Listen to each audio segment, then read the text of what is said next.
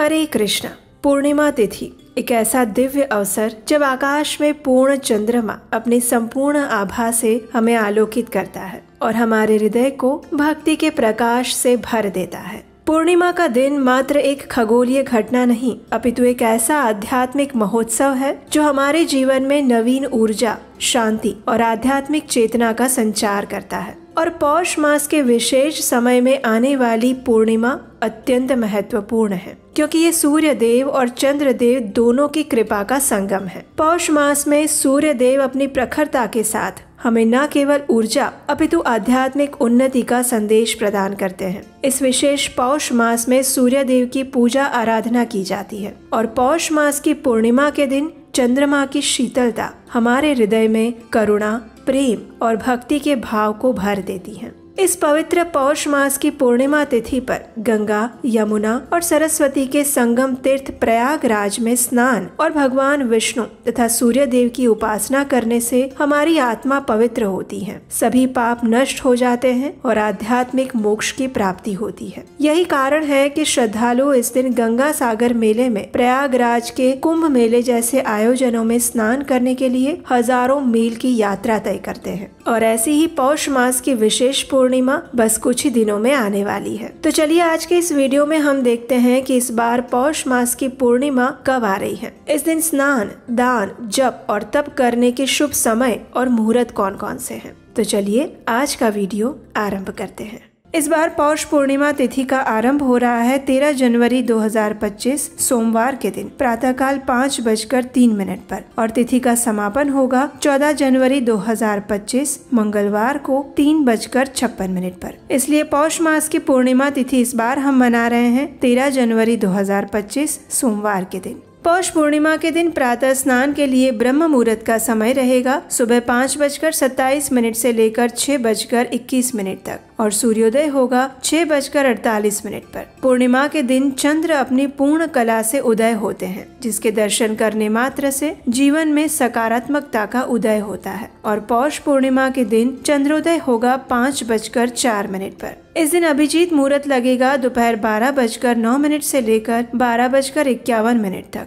प्रातःकालीन पूजा अर्चना करने का समय रहेगा सुबह 5:54 से लेकर 7:15 के बीच में। विजय मुहूर्त है दोपहर 2:15 से लेकर 2:57 के बीच में। संध्या के समय में पूजा अर्चना, तप और दान करने का समय है शाम 5:45 से लेकर 7:06 के बीच में। और इस दिन सुबह 8:34 से लेकर 9:53 के बीच में राहु काल भी रहेगा, जिसमें कोई भी शुभ कार्य करने से बचना चाहिए। इस दिन भद्रा का वास शाम 4:26 तक रहने वाला है, लेकिन इस बार भद्रा स्वर्ग लोक में है। इस कारण से ये पृथ्वी वासियों के लिए शुभकारी मानी गई है। इस समय में भी आप शुभ कार्य कर सकते हैं। पूर्णिमा के दिन शिव वास रहेगा रात 3:56 तक और भगवान शिव माता पार्वती के साथ स्मशान में वास करेंगे। पूर्णिमा के दिन दिए गए किसी भी शुभ मुहूर्त में आप स्नान, दान और पूजा आराधना, धार्मिक कार्य करके पुण्य फल की प्राप्ति कर सकते हैं। इस बार पौष पूर्णिमा अत्यंत विशेष है, क्योंकि पौष पूर्णिमा से ही प्रयागराज में महाकुंभ की शुरुआत हो रही है। 13 जनवरी से शुरू होने वाला महाकुंभ मेला 26 फरवरी शिवरात्रि के दिन समाप्त होने वाला है। 144 वर्षों बाद ऐसा संयोग आ रहा है और ये महाकुंभ है जो इस बार प्रयागराज में आयोजित होने जा रहा है। पौष पूर्णिमा के दिन सत्यनारायण की कथा का पाठ करने से, माता लक्ष्मी और चंद्रदेव की पूजा करने से अनेक शुभ फलों की प्राप्ति होती है। पौष पूर्णिमा के दिन गर्म कपड़े,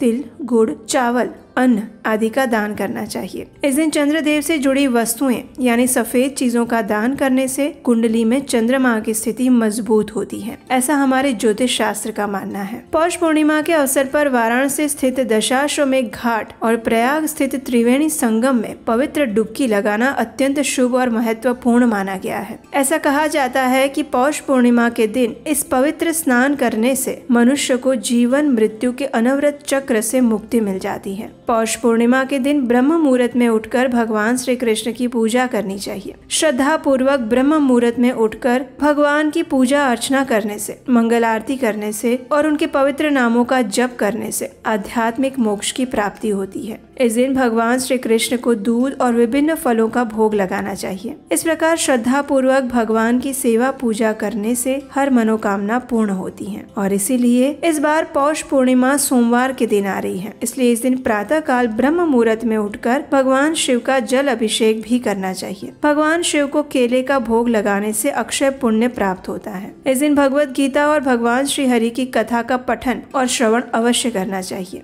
गाय को भोजन खिलाना चाहिए। सुयोग्य ब्राह्मण को दान देना चाहिए। इस दिन व्रत रखने का भी विधान बताया गया है। पौष पूर्णिमा के दिन सूर्योदय से पहले उठकर अपने व्रत का संकल्प लेना चाहिए। वैसे तो नदी या कुंड में स्नान करना सबसे पवित्र माना गया है, लेकिन अगर ये संभव ना हो तो अपने घर पर भी पवित्र नदियों के नाम का स्मरण करके अपने स्नान के जल में गंगा जल की कुछ बूंदे डालकर स्नान किया जा सकता है। पौष पूर्णिमा सूर्य देव को समर्पित है, इसलिए इस दिन स्नान करने के बाद भगवान की मंगला आरती करके भगवान सूर्य के पवित्र मंत्रों का जप भी कर सकते हैं। सूर्योदय होने पर सूर्य देव को जल अर्पित करना चाहिए और फिर उन्हें प्रणाम करके अपने सुखी जीवन की प्रार्थना करनी चाहिए। उनसे आप भगवान श्री कृष्ण की विशेष भक्ति मांग सकते हैं। भगवान सूर्य को इस प्रकार अर्घ्य देना शुभ माना गया है। इस दिन आप हरे कृष्ण महामंत्र यानी हरे कृष्ण कृष्ण कृष्ण हरे हरे, हरे राम राम राम हरे हरे, इस महामंत्र की अधिक से अधिक माला का जप कर सकते हैं। जरूरतमंद लोगों को या फिर सुयोग्य ब्राह्मण को भोजन कराना, उन्हें दान देना, ये सारे कार्य करने से आपके बड़े से बड़े पाप नष्ट हो जाते हैं। इस प्रकार हम देख सकते हैं कि पौष मास की ये पूर्णिमा तिथि अत्यंत विशेष है,